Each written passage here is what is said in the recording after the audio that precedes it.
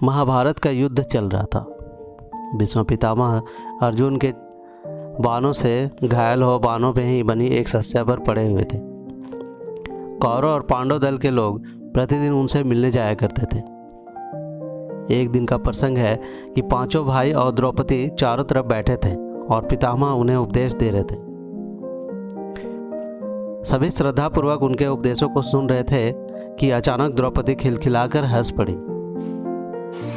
पितामह इस हरकत से बहुत आहत हो गए और उपदेश देना बंद कर दिया। पांचों पांडव भी द्रौपदी के इस व्यवहार से आश्चर्यचकित थे। सभी बिल्कुल शांत हो गए। कुछ क्षणोपरांत पितामह बोले, पुत्री, तुम एक सुप्रांत कुल की बहू हो। क्या मैं तुम्हारी इस हंसी का कारण जान सकता हूँ?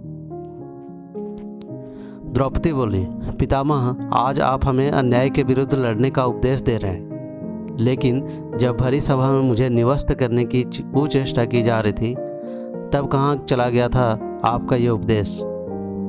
आखिर तब आपने भी मौन क्यों धारण कर लिया था? यह सुन पितामह की आंखों से आंसू आ गए। कातर स्वर में उन्होंने कहा, पुत्री, तुम तो जानती हो कि मैं उस समय दुर्योधन का अन्न खा रहा था। वह अन्न प्रजा को दुखी कर एकत्र किया गया था। ऐसे अन्न को भोगने से मेरे संस्कार भी छिन्न पड़ गए थे। फलतः उस समय मेरी वाणी अवरुद्ध हो गई थी, और अब जबकि उस अन्न से बनी लहू बह चुका है, मेरे स्वाभाविक संस्कार वापस आ गए हैं और स्वतः ही मेरे मुख से उपदेश निकल रहे हैं।